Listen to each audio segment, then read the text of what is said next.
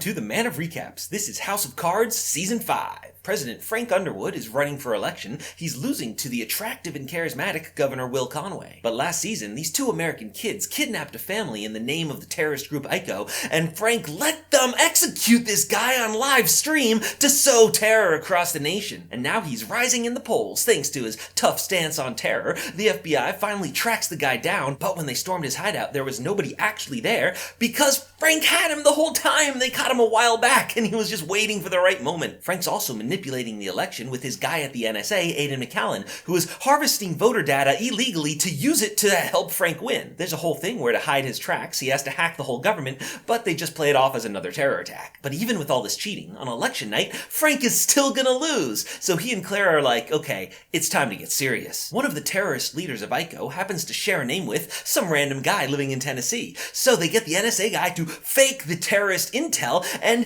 the bomb threat is going, they have to close the polls, and election night is declared null and void. Apparently the rules for this are that the House of Representatives elects the president, vice president though is chosen by the Senate, and Claire Underwood is popular enough she wins that vote, and she's sworn in as temporary acting president. But Frank has to join the creepy secret society of the wealthiest, most powerful men in America. The robes are only the one night though, mostly it's just a fun camping trip. Most of these guys support Conway, but Frank starts winning them over, especially because with this whole election shenanigans, Conway's become a little unhinged. In fact, one of his friends is like, yo, he can't handle the stress of president, I'm gonna give you this recording of Will cursing out his pilots one day. So they meet with Conway's campaign manager, Mark Usher, who's like, yeah, no, Conway's going down, and he's fine with this because Conway's been pissing him off lately too. So Conway concedes defeat, and Frank Underwood's president once again. They bring Mark Usher into the inner circle because he's a real smart, well-connected guy, and he helped Frank at the whole camp thing. They also bring in Jane Davis, who is director of nothing at a small department, but she seems to know everything that's going on. Earlier, she helped Claire through a fake bomb scare that was set up by a general who wanted Conway to win. And the Underwoods don't know this, but these two go way back, so who knows what their true motives are. At the NSA, Internal Affairs starts snooping around, so Aidan freaks out and bails. He goes to Russia, where President Viktor Petrov is using him as leverage against the Underwoods in a whole deal about a sinking ship and a missing scientist and some Chinese trade agreement. It doesn't matter. So they blame it on Leanne Harvey because Aidan was her friend. In fact, they were more than friends, they were lovers. Doug Stamper's like, hey, we need you to set him up so he's assassinated or else you're fired.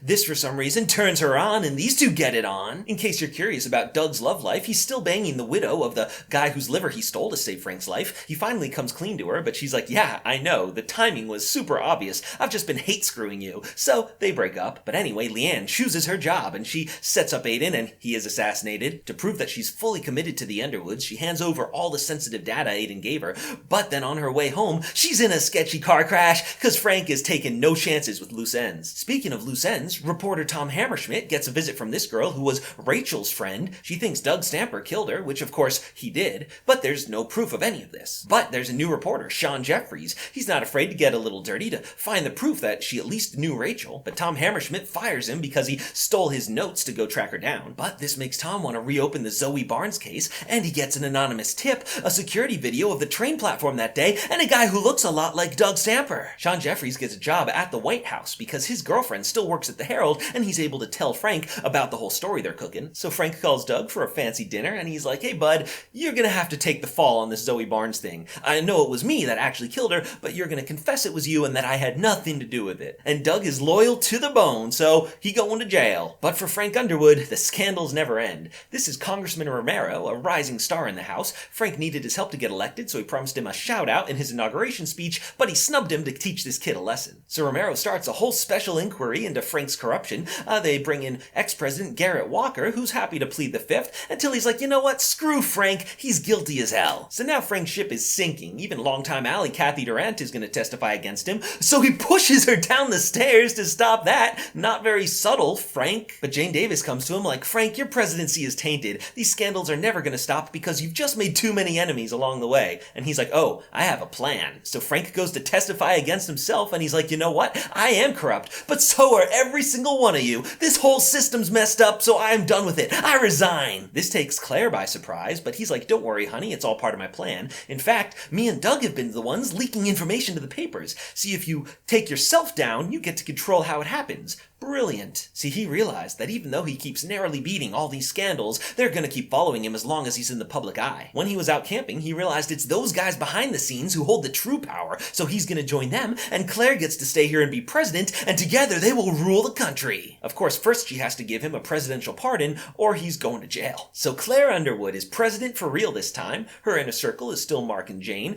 This guy whose name I forgot didn't do much this season, so they replace him with new guy. Hey, remember writer Tom Yates? He's been Claire's vice presidential booty call all season. It's no secret affair, though. Frank knows about it. In fact, he had his own brief affair with a Civil War reenactor turned personal trainer. I haven't mentioned Claire and Tom's affair yet because it's been incredibly boring. Basically, he just stands around and mopes. But eventually, he decides to write a fiction novel that is very obviously based on his and Claire's relationship, so she has sex with him so hard that he dies. Just kidding, it was poison, but Claire has now personally committed her first murder. She got Mark Usher to clean up her mess, and he's like, wow, you owe me one, you're gonna make me vice president. So Claire's making a great acceptance speech, but one thing noticeably missing is a pardon for Frank. He tries calling her that night, and she's like, nah, I don't think so. She looks at the camera, and she's like, my turn now. And that's how season 5 comes to an end.